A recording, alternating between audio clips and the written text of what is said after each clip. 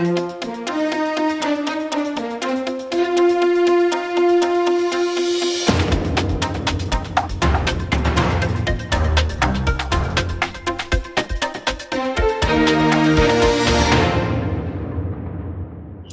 this is Celeste, and I have a breaking news story. By now, many of you have probably heard about the Department of Homeland Security Disinformation Governance Board. And I just wanted to do a tiptoe through the tulips because it didn't ring true for me. I think we are involved in some disinformation. So I wanted you to come along with me as I go through my tabs, and let's look at it together and see what you think. And you can leave your comments below. First off, I've got to share my screen. And then what I'm going to do is take you to, this is the Department of Homeland Security.gov site. This is their fact sheet on the DHS internal working group that protects free speech and other fundamental rights when addressing disinformation that threatens the security of the United States. And that is doublespeak. I will tell you right off the bat. It was issued May 2nd. All the media picked it up. Alt media picked it up. Mainstream media picked it up. And basically, it's saying that Department of Homeland Security is charged with safeguarding the United States against threats to the security, including threats exacerbated by disinformation. What is disinformation? It is false information that is deliberately spread with intent to deceive or mislead and can take many forms. In other words, it's a shapeshifter. When it comes to DHS's work, the department is focused on disinformation that threatens the security of the American people, including disinformation spread by foreign states such as Russia, China, Iran, and other adversaries such as transnational criminal organizations and human smuggling organizations. Such malicious actors often spread disinformation to exploit vulnerable individuals and the American public, especially during emergencies. And they highlighted 3 different cases. One was involving the US Customs and Border Protection, and they had this Say No to a Coyote campaign. The other was during a 2012 Hurricane Sandy, and it had to do with FEMA and correcting false information about drinking water and shelter locations. Well, typically those are the people that are tasked with giving that information out. So I'm suspect of that already. And then there's the cybersecurity and infrastructure security, or CISA, that works with this information and is focusing right now on Russia's invasion of the Ukraine. So supposedly, it's to protect our civil liberties and blah, blah, blah. And I'm not going to go into the whole workings of it. I want you to notice that there is a Homeland Security enterprise. This DHS governance board is not mentioned in the Homeland Security enterprise, not at all. Well, that's a mystery.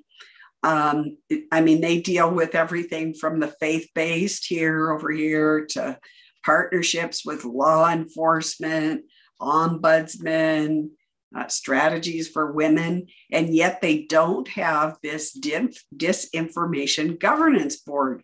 And just the name of that is very provocative. So let's see, then so that was that one. I want you to see here, in 2020, I took a 9-month weaponized information course, and it was very interesting. Here's weaponized information. Oops, they're getting out of there. Weaponized information, AI manufacturing and reality, weaponized information, the assault on authenticity. This has even changed in the last few minutes. Weaponized information using AI to detect visual manipulation, weaponized information, IDI, and operating environment. This one isn't part of that workshop, but here is another one, weaponized information, the superiority engine for the IE. There's also one, catch a fish. And just this morning, there's often a tie between what is happening in our infrastructure and what operations they're carrying out within the human body. And this morning, there was a gene editing operation known as CATCH, C-A-T-C-H. And here is, in this one, weaponized information, catch a fish. They also had perception warfare and whole society solutions. I just did this a minute ago, and they had one, and I knew they were going to take it down, on here's social media that they're weaponizing. You have to they're not all in order, but here it is. Here's weaponized information and disinformation and the narrative warfare. No, that wasn't it. There was one on platforming. I even had to take this war game when I took this course. That was the first time I had to war game with these guys.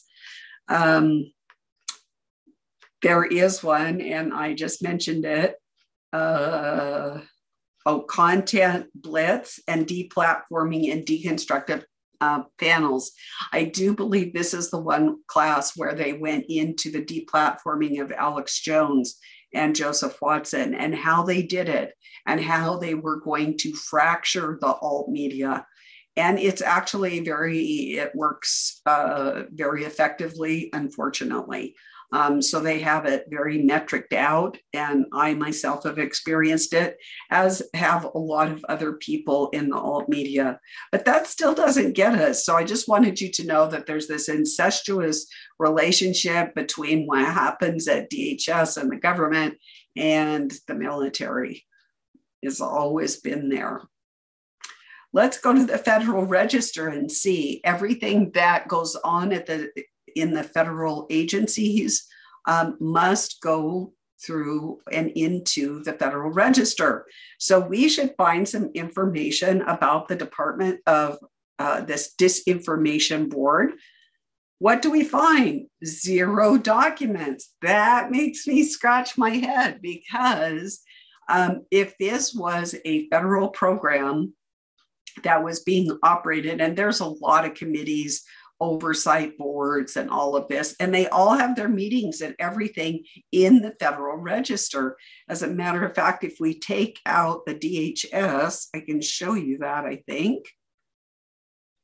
It should pop up 3. Maybe if my computer's going to work. Maybe because I'm on air, it won't work. Come on, you. Let's just do this. No.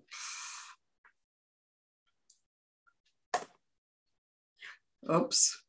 I just did have the 3. So 3. So as you can see, like here's an advisory commission. So their meeting on disinformation is in the Federal Register. Of course, it was back in 2015.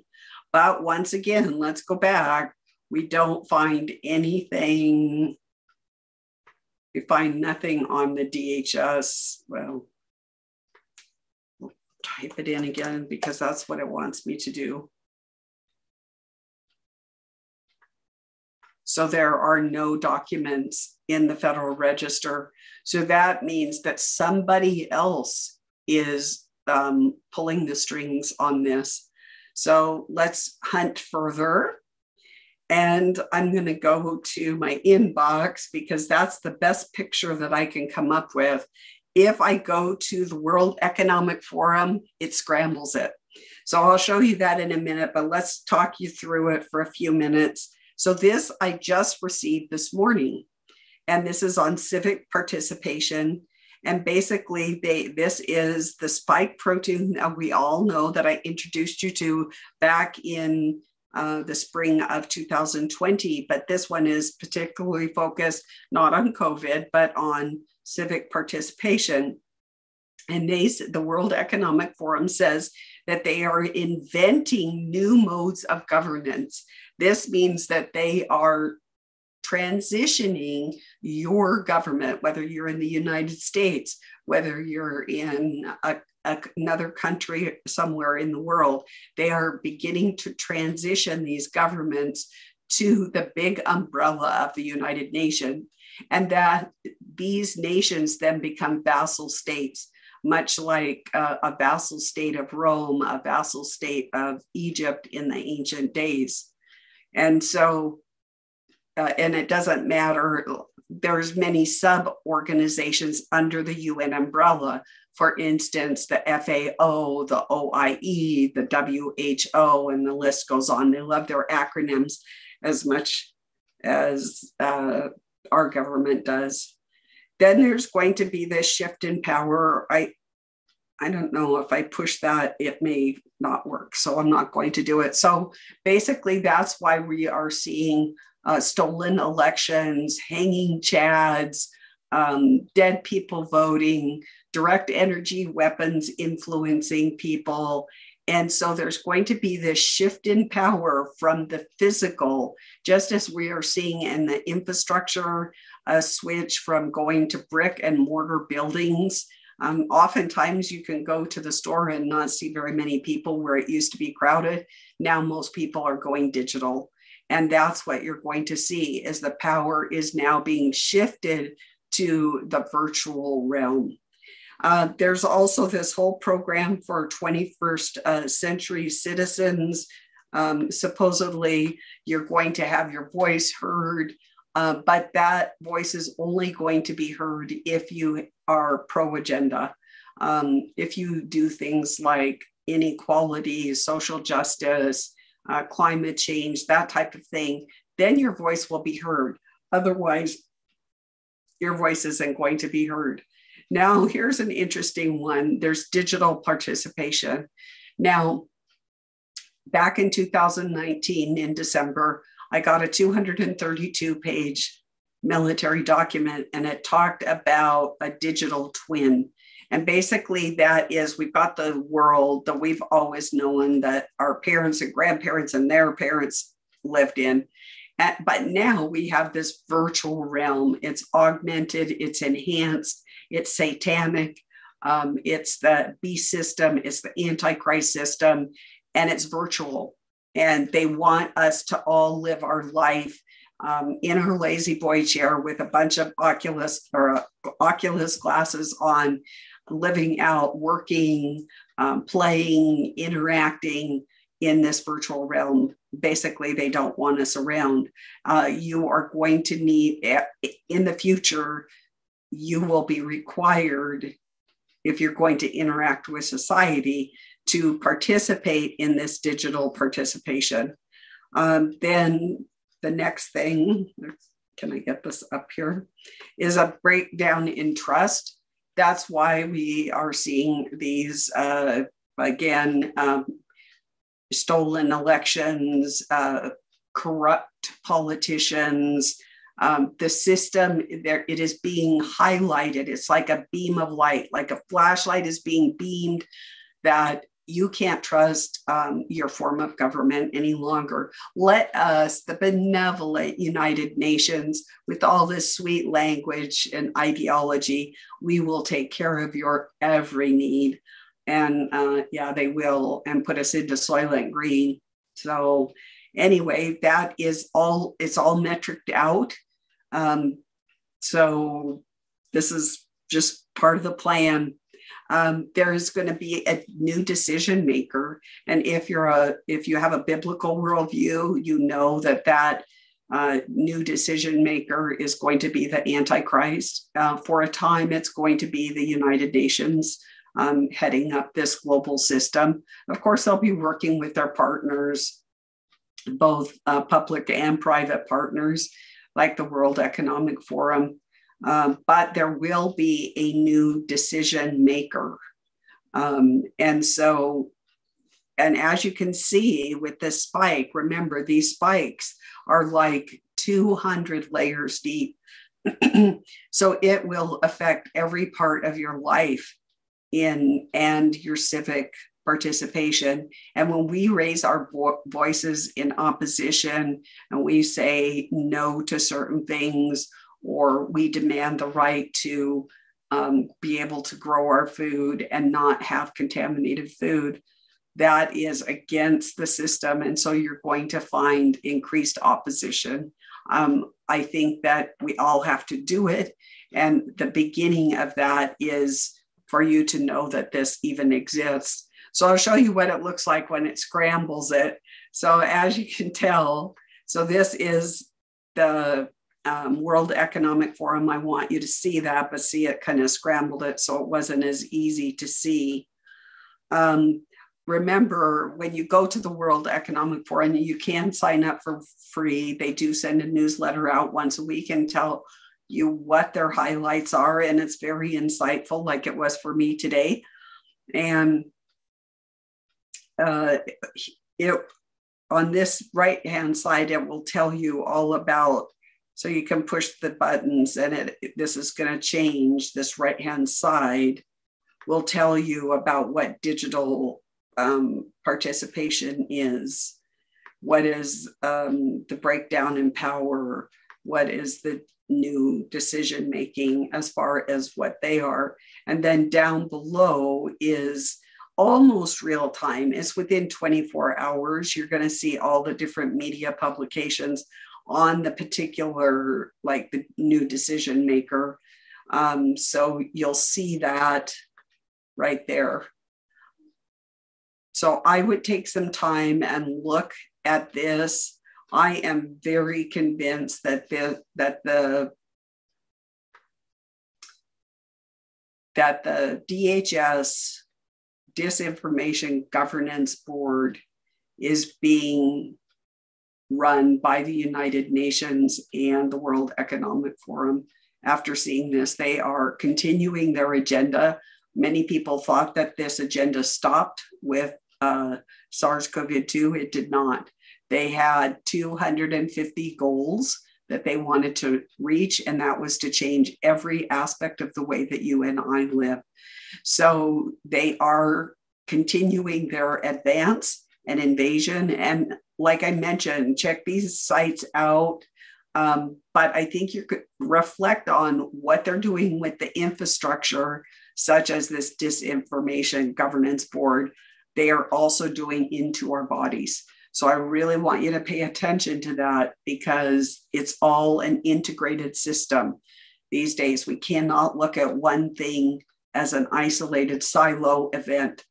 So anyway, that's it for now. And I'm sure we'll hear more about the DHS disinformation in the future, but at least you have more information than you did before. One last tidbit that I'm going to leave you with, that in all of the news media coverage, didn't matter who covered it, there was no link to this governance board, none at all. They would have links to all what they were going to do and the people and this and that, but not one direct link to the actual DHS governance board, which is why I know it is an international actor who is trying to infiltrate our American Republic. So God bless each one of you, and we'll see you next time on the Celestial Report Breaking News.